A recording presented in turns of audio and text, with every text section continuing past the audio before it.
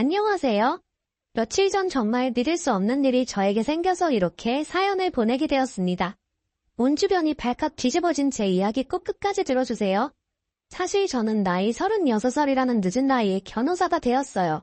가난한 집안에서 자라서 20살이 되자마자 돈을 벌어 아버지의 빚을 갚았고 뒤돌아볼 틈도 없이 그렇게 일만 하며 살았죠. 하지만 가진 것 없고 하루 먹고 하루 사는 저희 가족에게는 빼도 힘도 없었습니다. 합천업체에서 일했던 아버지가 산업재해로 큰 사고를 당했지만 상대 쪽의 변호사와 법적 인맥으로 제대로 된 보상 하나 받지 못한 채 억울하게 아버지는 생을 마감하셨습니다. 너무나 답답하고 화가 나서 잠을 이룰 수 없는 밤이 계속되었고 저에게 남은 희망이라고는 제 몽둥이뿐이었습니다. 어쨌든 여기서 주저앉을 수는 없었고 어떻게든 살아서 그놈들이 다시는 우리 집안 무시하지 못하게 일어나야 했어요. 하지만 제가 해봤자 뭘 더 해보겠습니까? 고졸 출신의 막노동 일을 하고 아무것도 없는 제가 세상에 소리쳐봤자 나아지는 것은 하나도 없었어요. 어느 날 일을 하고 있던 도중 막노동 반장님이 제게 묻더라고요. 자네는 나이도 어린데 공부도 해볼 생각 없는가? 돈은 나중에도 벌면 되지만 공부라는 게 때가 있어서 때를 놓치면 무진장 고생하는 거야. 기회 있을 때 공부는 빚을 내서라도 해보게. 내가 자네 나이로 돌아간다면 반드시 공부를 할 거야. 생각해봐. 여기서 달에 300만원 받아봤자 1년이면 3,600만 원인데 40살, 50살 처자식이 생겨도 이렇게 번다고 생각하면 막막하잖아. 그러니까 내 말 잘 새겨들어. 저는 반장님의 조언에 머리를 한 대 맞은 듯한 충격이 왔습니다. 반장님의 그 한마디는 제 인생을 바꾸어 놓기 충분했어요. 아버지가 사망함으로써 제가 갚아야 할 빚은 그래도 어느 정도 사라진 상태였고 젊음이 있었기에 모든 걸 던지고 공부를 시작했습니다. 고작 고등학교 졸업한 제가 일단 처음으로 해야 할 것은 대학을 나와야 하는 것이었어요. 수능을 다시 보아대학을 간다는 것은 자신이 없었고 저는 학점 은행자를 통해 학점을 딴 후 방통대에 들어가게 되었습니다. 그곳에서 학사학위를 받았어요. 우연한 계기로 인정법과 정부의 행정이라는 강의를 수강했는데 그때부터 사회에 대한 관심이 생겼던 것 같아요. 모르면 당하는 게 오늘의 사회구나. 그래, 공부하고 법을 알아서 내 자신을 보호할 수 있어야겠다고 생각한 저는 4년제에 들어가서 공부하고 싶은 욕심이 생겼고 캐닙이라는 제도를 알아보게 되었습니다. 법학과에 입학하겠다는 그 신념 하나로 1년 동안 고시원에 틀어박혀 공부만 했어요.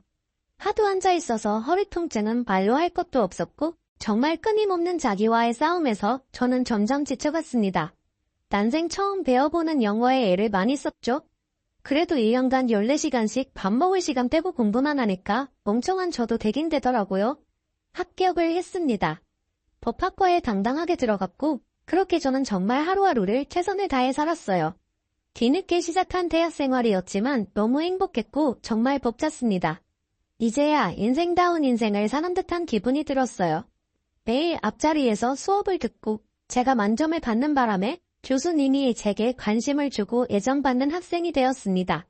그렇게 모범생으로 살았고 졸업할 때가 되니 교수님께서 제게 권유를 하더라고요.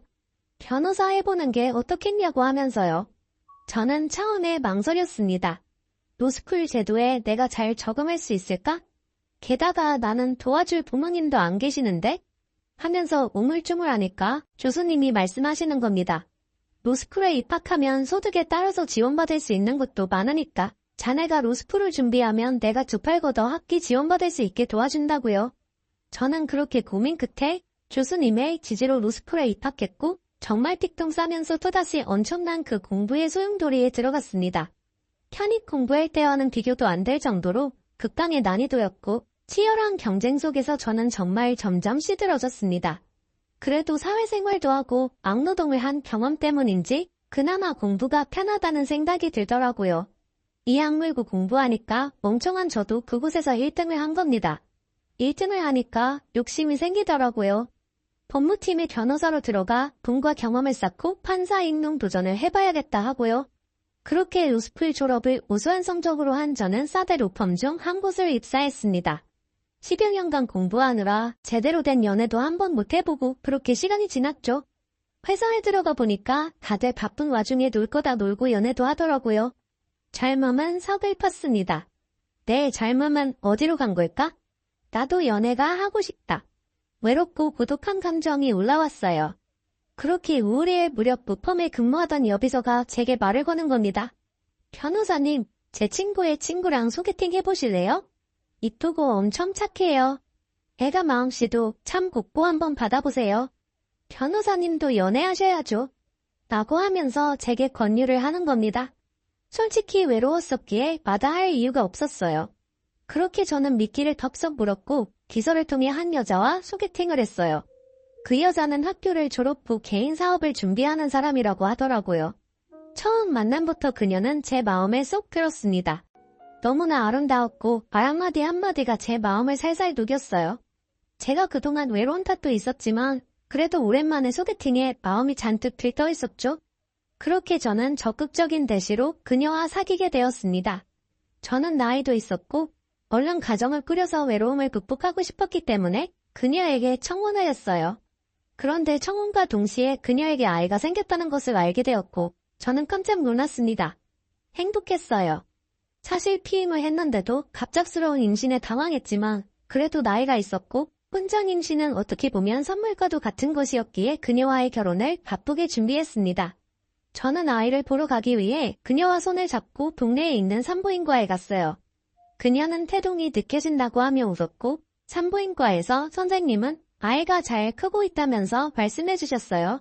그렇게 혼전 임신한 아내와 행복한 나날들을 보내고 있을 무렵 저는 믿지 못할 이야기를 듣게 되었습니다. 아내와 카페에서 만나 데이트를 하려고 약속을 잡았어요. 저는 원래 약속 시간보다 1시간 일찍 장소에 도착해서 훑어보는 버릇이 있었기에 그날도 그렇게 약속 장소에 일찍 도착해 그녀를 기다리고 있었어요. 그런데 이상하게 뒤통수에서 그녀의 목소리가 들리는 겁니다. 슬쩍 눈을 돌려봤더니 그녀가 전화를 하고 있더라고요.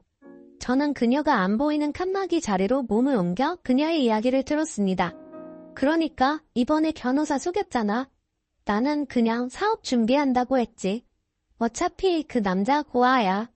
아버지 어머니 다 돌아가시고 그냥 개천에서 용난 케이스라서 딱 좋아. 외롭고 고독한 전문직 남자 잘만 구슬리면 되는 거야. 임신한 것도 알아. 피임했으니까 당연히 그 남자 아이는 아니고 손님 아이겠지. 뭐 잘됐지. 혼자 임신했으니까 바로 결혼할 수 있고. 너도 빨리 청담동 아줌마 그 사람 잘 잡아봐. 그래. 나도 잘 되면 다시 연락할게. 라고 하는 겁니다. 그 이야기를 듣는 순간 머리에 소용돌이가 치는 듯했고 순간 온몸이 굳는 듯한 증상이 나타났어요. 그 와중에도 형사 전문 변호사인 저는 습관적으로 바로 녹음기를 켰고 그 증거들을 전부 녹음했습니다. 일종의 직업병이었던 거였죠. 저는 놀란 마음을 감추지 못한 채 손을 부들부들 떨리는 것을 허벅지 사이에 넣고 곰곰이 생각했습니다. 이 사건을 어떻게 해야 할지요. 하지만 고민해봤자 답은 하나였어요. 지금 이렇게 결혼해도 신뢰가 깨진 상황이라 도저히 관계를 지속할 수 없었습니다. 일방적인 이별을 통보하기에는 이미 결혼을 기약하고 같이 경험도 갔기 때문에 저는 선택했어요. 화내지 말고 차분하게 이 모든 것을 이야기하고 깔끔하게 끝내자고요. 그렇게 저는 떨리는 손을 감춘 채 그녀의 앞에 성큼성큼 걸어갔습니다. 그리고는 말했어요. 저기 오라고 하자 그녀는 뒤를 돌아보며 깜짝 놀라더라고요. 여보, 왜 이렇게 빨리 왔어? 아유 깜짝이야 라고 하면서 애교를 부리더라고요. 그 모습을 본 순간 구역질이 났지만 저는 침착하게 그녀에게 말했습니다. 나한테 여보라고 부르지 마. 나 당신 과거 다 알아. 지금 당신 뱃속에 있는 아이 내 아이 아니고 당신이 몽골이며 돈 벌었던 손님들 중에 아이잖아. 배가 불러도 너무 불렀다. 형사사건 전문 변호사인 나를 상대로 지금 이런 파렴치한 일을 벌인 거야? 거짓은 결국 거짓일 뿐이야.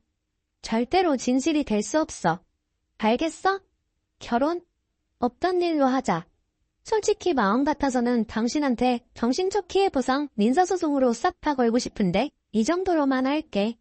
라고 하면서 그녀에게 말했고 그녀는 저의 싸늘한 태도에 찍소리 한 번 못 내고 고개를 숙인 채 눈물만 흘리더라고요. 그래도 한때 결혼까지 생각했던 그녀인데 이렇게 관계를 정리하는 게 저도 참 힘들었습니다. 아, 내가 너무 순수했구나. 누군가에게는 내 과거가 돈줄이 될 수도 있구나 생각했고 그 일 이후로 저는 절대 소개팅을 받지 않았습니다. 모든 여자를 경계하게 되었고 없어도 될 트라우마가 생겼어요. 몇 년간 거의 일만 하고 정말 독고다이 하자는 마음으로 살았던 것 같아요. 모두에게 친절했던 제가 저의 직업과 재력을 알고 다가온 상대방에게는 날카로운 발톱을 숨기며 내밀 준비를 하고 있었죠. 모든 게 가식 같았습니다. 그렇게 살다 보니 큰일은 안 생겼지만 마음에 여유가 없었어요. 그런 저를 주변에서 지켜보는 사람들은 안타깝다고 저와 비슷한 사람들을 소개팅 해주려고 했지만 그것도 싫더라고요. 그냥 내가 변호사인 거 알면 다 돈 보고 접근하고 나라는 사람 자체를 보지 않을 것 같아 거부감이 들었습니다. 그러던 도중에 제게 조금 신기한 일이 생겼어요. 하루는 집에서 가만히 있는 게 너무 지루해서 카페에 가서 천천히 책을 읽고 있었습니다. 고개를 돌려 앞을 본 순간 한 여자와 눈이 마주쳤어요. 아름답고 긴 생머리를 길게 늘어뜨린 그녀의 눈을 본 순간 마음이 쿵했지만 이내 다시 시선을 거두고 책을 보았습니다. 그런데 그 다음날 카페에 갔을 때도 그녀가 있는 거예요. 뭐지 생각했지만 우연이겠지 하고 넘기고 다음 주 주말에 다시 커피를 마시러 카페에 갔습니다. 아니 그런데 그녀를 또 마주친 거예요. 그 순간처럼 놓치면 안 되겠다, 번호라도 달라고 해야겠다. 이렇게 만나면 내 직업도 모르고 아무것도 모르는 상태에서 사람만 볼 수 있으니까 하면서 용기를 내려던 찰나 갑자기 그녀가 제게 성큼성큼 다가와서 쪽지를 건네는 겁니다. 마음에 든다고요. 사실 전부터 봤다고 번호를 줄 수 있냐고 하면서요. 저는 터질 듯한 가슴을 부여잡고 애써 침착함을 유지한 채 그녀에게 제 번호를 주었고 저희는 그렇기에 영화 같은 만남을 시작했어요. 그녀는 선생님이었어요. 저는 제 직업을 숨기고 그냥 법인에서 근무하고 있는 사람이라고 말했죠. 그렇게 한 6개월 정도 진지한 만남을 가졌고 하루하루 다시 연애세포가 살아나는 듯 했어요. 여자에게 크게 당해서 정말 평생 독고다이로 살 것 같던 제게 사랑이 시작된 게 신기했고 정말 이 여자는 믿어도 되겠다 싶어서 얼른 결혼을 하고 싶었습니다. 그런데 그때 그녀가 제게 조심스럽게 말을 건네는 겁니다. 혹시나 해서 임신 테스트기를 해봤는데 2줄이 나왔다고 하더군요. 저는 너무나 깜짝 놀람과 동시에 기뻤어요. 이제는 정말 내 아이구나 싶었고 저는 그 여자와 손을 잡고 집 근처 동네에 있던 산부인과에 갔습니다. 전 파혼한 아내와 함께 갔던 곳이었죠. 제가 그곳에서 자궁 경부암 주사도 받고 그래도 몇 번 간 적이 있어서 의사 선생님과 안면이 있었거든요. 그래서 현재 아내 될 사람과 함께 그곳에 가서 초음파를 검사하고 이것저것을 했습니다. 아내가 작은 방에 들어가서 세부 검사를 하고 있을 때 선생님께서 제게 슬쩍 물어보더라고요. 그 전에 오신 분은 어떻게 된 거냐고요. 저는 짧고 굵게 설명드렸습니다. 직업 여성이었고 손님의 아이를 내 아이로 속여서 나랑 결혼하려고 해서 파혼했다고요. 의사 선생님은 힘내라고 그래도 다행히 좋은 분 만나셔서 다행이라고 하셨어요. 그렇게 저희는 바쁘게 결혼 준비를 하고 있었습니다. 체력을 단련하기 위해 복싱장을 등록을 했는데 그곳에 의사 선생님도 다니시는 겁니다.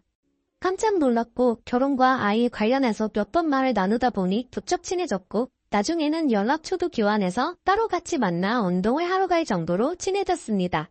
아내 될 사람의 산부인과 전담이와 친해졌다는 게 여간 든든한 일이 아니었죠. 그렇게 저는 멋진 아이 아빠가 되기 위해 체력 단련도 하고 일도 열심히 하면서 바쁜 하루를 보내고 있었습니다. 결혼 석 달 전 저희 집에 예비 아내, 그냥 아내라고 부를게요. 아내가 집에 들어와 같이 살기 시작했어요. 다니는 산부인과가 저희 동네에 있으니까 왔다 갔다 하기 쉽게 아예 저희 집으로 들어온 거죠. 그리고 신혼집도 제가 살고 있는 아파트에서 리모델링하고 살기로 했습니다. 그렇게 하루하루를 보내고 있던 중 제가 서류를 작성하다가 헷갈리는 맞춤법이 있었어요. 국어 교사를 하고 있는 아내에게 물어보았죠. 자기야, 여기서 띄어쓰는 게 맞지? 검색해봐. 나도 갑자기 물어보니까 기억이 안 나네. 아마 붙여 쓰는 걸 거야. 라고 하면서 당황하고 잘 모른다고 하더라고요. 아내가 붙여 쓰는 게 맞다고 하니까 저는 붙여서 썼고요. 그런데 마지막에 맞춤법 검사기를 돌려서 확인해보니까 띄어쓰는 게 맞더라고요. 뭐야, 교사가 이런 것도 몰라? 생각하면서 조금 의아해했어요. 하지만 헷갈릴 수도 있는 거니까 대수롭지 않게 여긴 뒤 그렇게 결혼을 차차 준비해갔어요. 아내의 배도 점점 불러왔고요. 그렇게 대망의 결혼식 날이 왔고 저는 부모님이 안 계셨기에 홀로 샵에서 새벽부터 메이크업을 받았어요. 신랑과 아내 집안이 같은 샵에서 받으면 이혼한다는 소리가 있다고 하길래 저 혼자 쓸쓸하게 메이크업을 받으러 갔죠. 아무래도 여자들은 준비하고 드레스 입는데 시간이 오래 걸리니까 저 먼저 식장에 도착해서 이것저것들을 확인하고 있었습니다. 제가 근무하고 있는 법무팀 사람들이 다 오기로 했기에 더욱더 긴장이 되었어요. 뭐 잘못된 것은 없나 살펴보고 있었습니다. 발걸음을 일찍 하신 하객분들께서 1명, 2명씩 들어오셨고 저는 그분들에게 인사를 하며 손님을 맞이하고 있었습니다. 워낙 일찍 도착해서 미리 준비하는 게 습관이라 결혼식에서도 그런 제 태도가 드러난 거죠. 이렇게 미리 도착해 긴장을 달래고 있을 무렵 굉장히 양아치 같은 사람들이 식장으로 들어오는 겁니다. 제 하객은 아니었고 아내 쪽 손님이었던 것 같아요.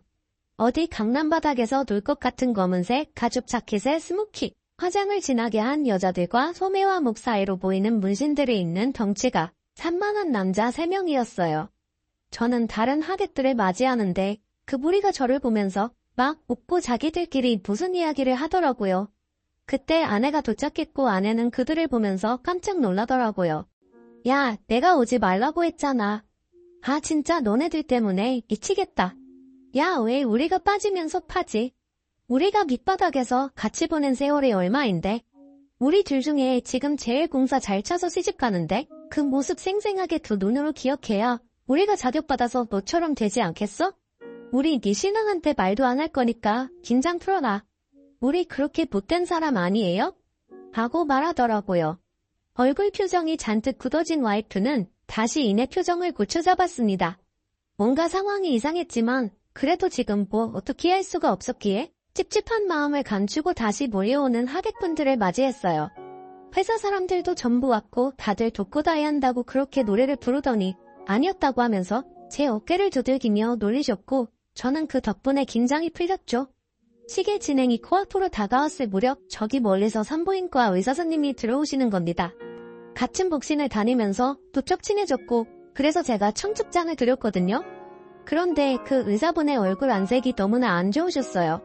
그분께 다가가니 그분이 갑자기 제 팔목을 잡으며 말하시는 겁니다. 변호사님 지금 바쁘시죠? 다름이 아니라 꼭 전해드릴 말이 있는데 잠시만 시간을 좀 주실 수 있으세요? 라고 하면서 저를 비상계단 쪽으로 데려가는 겁니다. 저는 회사 동생에게 자리를 맡기고 이야기를 하러 갔죠. 선생님 왜 그러세요? 숨 좀 고르고 말해보세요. 라고 하니 그 의사분이 믿지 못할 이야기를 꺼내는 겁니다. 아니, 변호사님 전 아내분. 그러니까 그 직업 여성인데 직업을 속이고 변호사님께 접근한 그 여자랑 지금 아내 되실 분이랑 아는 사이예요. 놀라지 말고 들으세요. 변호사님 그 여자 카페에서 만난 거죠? 그것도 전부 기획된 만남이었어요. 변호사님과 파혼한 그 여자가 자기 술집 동생을 시켜서 변호사님이 자주 가는 카페에 출몰하게 했고 변호사님의 번호를 딴 거예요. 제가 그걸 어떻게 알았냐면 여기 핸드폰 좀 보세요. 라고 하면서 제 아내의 핸드폰을 건네더라고요. 얼마 전에 핸드폰 잃어버렸다고 아내가 새로 핸드폰을 샀거든요. 아내의 핸드폰이 산부인과 소파 사이에 껴있었던 겁니다. 아내가 검진을 받으러 병원에 갔을 때 주머니에서 핸드폰이 빠져 소파에 낀 것 같고 주말에 병원 대청소를 할 때 의사 선생님이 그 핸드폰을 발견한 거였어요. 핸드폰 주인을 찾아주려고 했는데 일주일이라는 시간이 지나서 그런지 연락이 안 와서 그 핸드폰 잠금을 풀어서 어디에 팔려고 했대요. 공장 초기화를 해서요. 그러다가 컴퓨터를 잘 다루시는 원장님께서 아내의 핸드폰을 컴퓨터에 연결해서 잠금을 틀었는데 그게 판도라의 상자였죠. 그 안에는 내 아내와 전에 파혼한 아내가 함께 저를 다시 꼬셔서 제 돈을 탐내고 인생을 역전하려고 하는 계획이 몽땅 들어있었습니다. 충격적인 것은 전 아내가 했던 수법과 마찬가지로 현재 아내가 임신한 아이도 제 아이가 아니었어요. 피임을 철저하게 해서 관계를 맺는 제 아이를 가지지 못할 것 같으니 손님의 아이를 임신한 뒤 혼자 임신했다고 결혼하자고 한 것이었어요. 그러니까 학교에서 국어교사를 한다는 것도 거짓말이었습니다. 사소한 맞춤법조차 고민하고 대답하고 또 그 대답이 틀렸던 이유가 그제서야 밝혀진 거였어요. 저는 온몸이 달달 떨리고 어떻게 해야 할지를 몰랐어요. 저는 의사 선생님께 부탁했습니다. 그 핸드폰을 좀 받을 수 있냐고 하면서요. 의사 선생님은 당연하다고 어떻게 하면 좋냐고 하며 저를 걱정했고 저는 순간 패닉이 되었습니다. 다리가 후들거려서 아무것도 할 수 없었어요. 결혼식장에서 뛰쳐나가야 하나 그러면 내 회사 동료들은 어떻게 하고 아내한테 지금 전부 말하고 화를 내야 하나 그럼 결혼식 진행은 어쩌지 오만 가지 생각이 들었습니다. 비상계단에 나와서 정말 죽은 사람처럼 얼굴이 새파랗게 서 있으니 제가 다니는 로펌 대표분께서 제게 다가와 말하더라고요. 무슨 일이야 결혼식 전에 이렇게 긴장해서 어쩌려고 많이 떨리지 하고 나면 아쉬운 것밖에 생각 안 나니까 최대한 즐겨라고 하더라고요. 저는 조심스럽게 말했죠. 대표님 이것 좀 보세요라고 하면서 아내의 핸드폰을 건넸고 그 안에 있던 정말 충격적인 모든 계획과 내용들을 보여줬어요. 대표님, 저 지금 결혼식장 뛰쳐나가는 게 맞습니까? 아니면 끝까지 진행하고 고소하는 게 맞습니까? 저쪽에 저 가죽 입은 무리들 보이시죠? 저 사람들이 아내랑 같이 가게에서 일했던 직업 여성 남성들이랍니다. 소름이 끼쳐서 지금 뒤통수가 얼얼해서 무엇을 할 수도 없을 것 같아요 라고 하자 대표님은 최 변호사 어쩌나. 걱정하지 말게나 일단 식은 진행시켜 그리고 뒤에 싹 다 홍보하고 고소 진행하자. 내가 로펌 사람들한테는 말할 테니까 자네는 걱정 말고 일단은 자네 친지 쪽도 왔으니 진행시킨 뒤에 해보자고. 저는 그렇게 굳은 표정으로 식을 진행시켰습니다. 그리고 사람들 식사까지 끝난 뒤 저희 로펌 사람들과 함께 아내에게 찾아가 말했습니다. 당신 김현지랑 아는 사람이지? 나랑 예전에 결혼하려고 했던 여자 내가 모를 것 같아? 당신 딱 걸렸어. 그쪽 업계는 형사 전문 변호사가 무섭지도 않나 봐. 이게 얼마나 큰 범죄인지 모르지? 라고 하자 그녀는 닭똥 같은 눈물을 흘리며 말하더라고요. 무슨 소리야 자기야 나 선생님인데 도대체 무슨 말을 듣고 나한테 이래? 라고 하는 순간 갑자기 아내의 업소 동료들 가죽 잠바 무리들이 달려와 말하더라고요. 저희 같은 학교에서 근무하는 사람들이에요. 업소 사람이라뇨? 무슨 소리를 하는 거예요?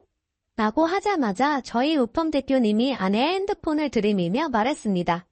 너네 강남에서 근무하는 업소 사람들이잖아. 우리 그쪽 경찰 형사들 잘 아는데 단속 한번 돌려서 너네 인생 망하게 해줄까? 여기 핸드폰에 너희들이 몽불려서 돈 번 거 다 나오는데 이거 형사 쪽으로 넘어가면 어떻게 되는지 알지? 최 변호사를 상대로 작업을 해? 딱 기다려. 우리가 아주 법의 따끔한 맛을 보여줄 테니까. 하고 말을 했고 그 사람들은 얼굴이 굳어서 아무 말도 하지 못했어요.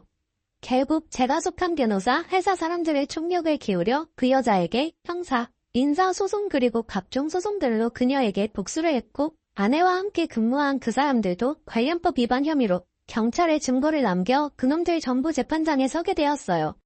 파혼한 전 아내 그리고 아내가 될 뻔한 현 아내 모두 결국 제 앞에서 용서해달라고 두 손을 싹싹 빌며 용서를 빌었지만 저는 가차없이 거절했습니다.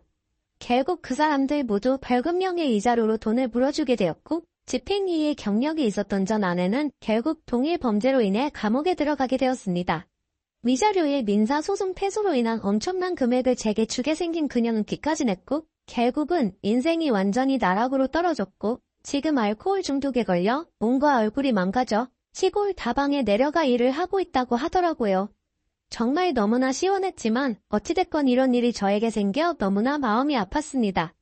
회사 사람들 모두 저를 안타깝게 봤고 도움 준다고 좋은 사람들 고르고 골라 저에게 소개시켰었어요. 그 사건으로 3년이 흘렀을 때 저는 회사 사람들이 소개시켜준 같은 변호사분을 만나 지금은 결혼을 했습니다. 지금 생각해도 아찔하고 끔찍한 제 경험이었네요. 정말 변호사한테도 이렇게 작업을 치는데 법을 잘 모르는 분들에게는 그런 업소 사람들이 얼마나 사기를 치고 자신의 신분을 위조할지 상상이 안 가네요. 씁쓸하지만 이렇게 험악해진 게 요즘의 현실인 것 같습니다. 제 사연을 읽어주셔서 진심으로 감사드립니다.